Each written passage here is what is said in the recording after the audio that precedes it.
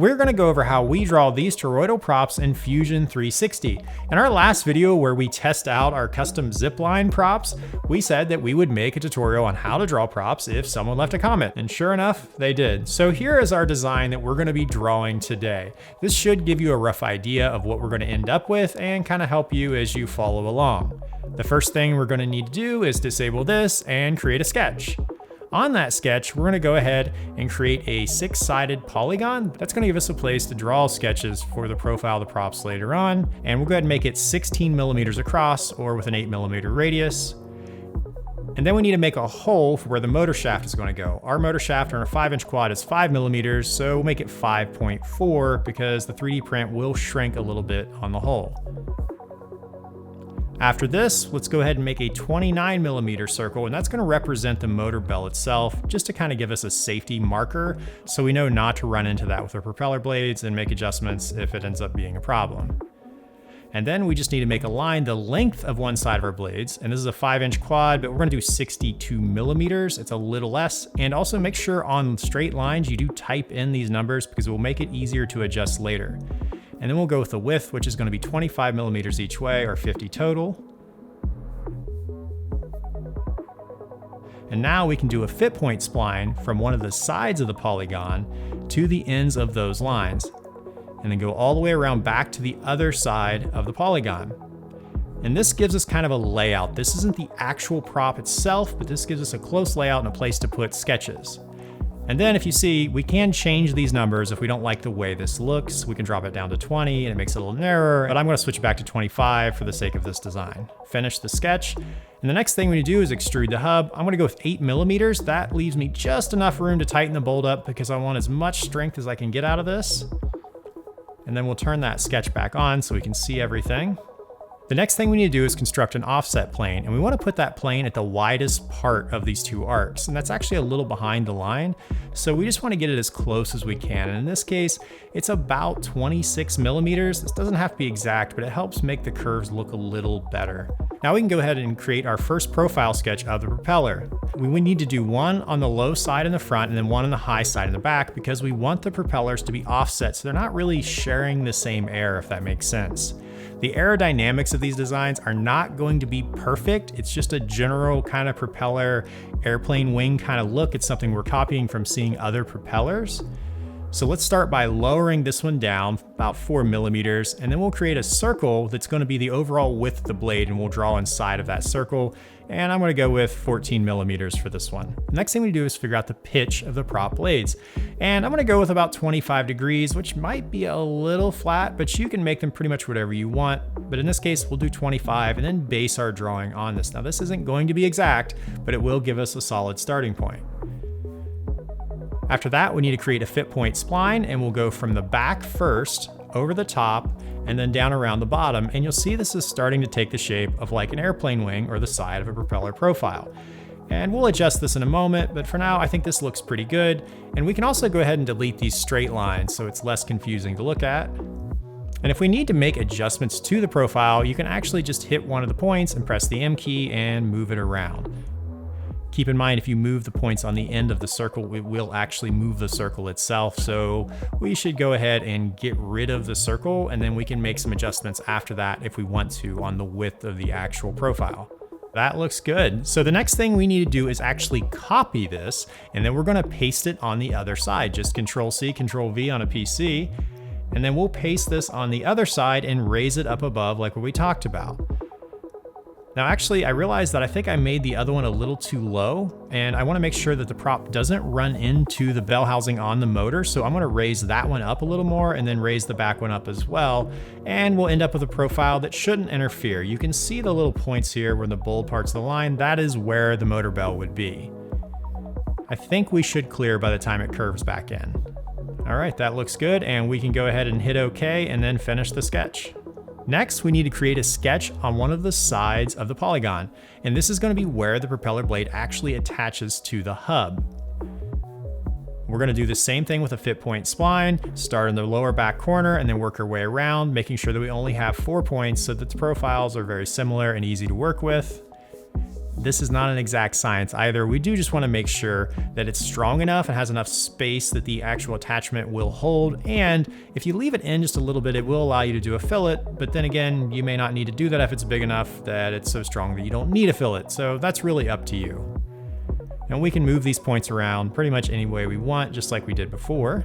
And then we'll do the same thing, and while we have this sketch open, hit Control-C on a PC, and I believe it's Command-C on a Mac, and copy this, and we're gonna paste this into a sketch on the other side of the polygon. And then go around to the other side of the polygon and create another sketch. And this is really easy, we're just gonna paste that in. And then if we wanna adjust it a little bit, we can. This is the high side of the prop, so maybe move this one up just a little bit. Perfect. The next thing we need to do is draw the profile for the tip of the blade. So we're just going to create a sketch on this face.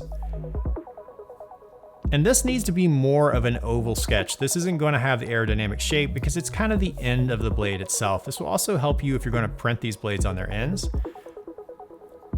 And we're gonna want this oval to be about the same size as the hub itself, at least for our design. And I'm gonna use the fit point spline, so I end up with 4 points. And if I just did like an oval or a circle, I wouldn't have these points, and these points are gonna come in handy in just a moment. And then we'll just get rid of this extra line, and that looks really good.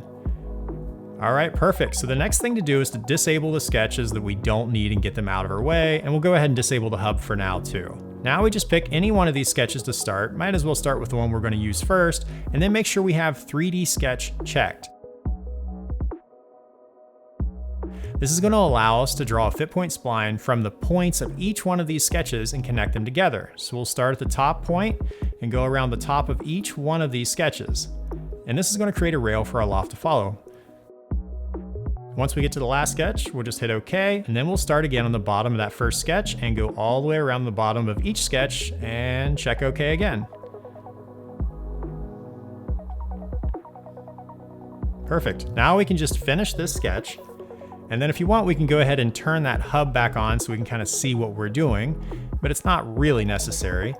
And now we're just going to create a loft across all of these sketches, and we'll just start with the very first sketch on the polygon and go all the way around. And you'll see that Fusion's going to create an error right here because it's going to be a little confused at what we're trying to do because of the way it twists and turns. Since we created these rails, this won't be an issue, but if you ever have an issue in the future, you can just do a loft from one profile to the next, hit OK, and then start at that one and work your way around. But in this case, I think we're going to be okay just by using the rails in this drawing. They should solve all of the errors. So now we just need to add a rail for this to follow, and this is going to be the top rail. Looks good. And then we'll go ahead and add the bottom rail. All right, that looks really good. Before we hit OK, we have two choices. We can either join this together or make this a new body. For our sake, we're just going to go ahead and join it to make it a little easier and faster to work with, but you could keep this separate in case you want to edit some things later. And that is one side of our toroidal prop. Now the other side is actually really easy. All we need to do is select this and use the Move Rotate tool. And then we're going to select rotate, and then we're going to select the center as the axis and select create a copy. Once we've done that, we just rotate it 180 degrees, and that is the other half of our toroidal prop. We can hit OK, select the two bodies, and then go ahead and combine them together.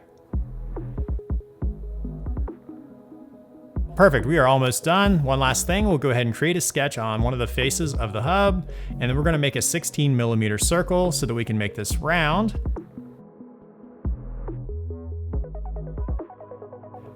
And then all we have to do is select each one of these pieces and extrude it to the bottom, and it's 8mm. You could also just rotate this over and click the other side and it'll reach the other side.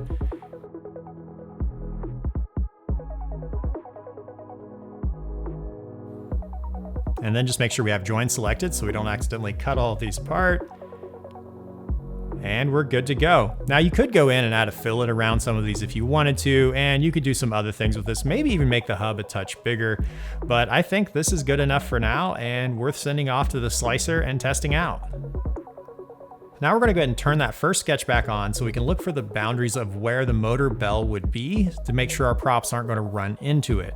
In this case, it actually is crossing over just a little bit, but our motor bell tapers down a little, so I think we're going to be okay. It's just a good idea to have something there to give you an idea of what it's going to be like when you're finished. So we can go ahead and export this out, and we're just going to do this as a 3MF file, and then we're going to throw it into the Bambu slicer. Once we have it in the slicer, we're gonna go ahead and turn it 90 degrees so that it prints a little cleaner. Now keep in mind, this isn't as strong as printing them flat, which our last video explained, but for these toroidal props, I think we'll be okay. And this is gonna be in PLA for our test sample. Then we'll go ahead and select Detect Thin Walls, just in case those edges are a little too thin. Keep in mind, sometimes you get these weird little artifacts and pieces it tries to print out if you use thin walls, so it doesn't always work. But in this case, it looks like it's gonna work pretty well. And then we are gonna have our supports on because it wouldn't print without them. You can use this same method to draw any type of propeller, whether it be a toroidal prop, a zipline prop, or just any basic propeller. It works pretty well. The reason we decided to draw a toroidal prop is because they are one of the hardest props to draw because you have to keep that profile going all the way around and it has to twist in the process. So all the other types of props actually are quite a bit easier. If you have any questions at all, please be sure to leave those in the comments and I will try to address them as quickly as I possibly can. If this video was helpful, please consider giving it a thumbs up and subscribing to our channel. We are more of a drone camera channel, but occasionally we get into stuff like this because we're always modding and changing things around. Well, thanks again, and we'll see you in the next video.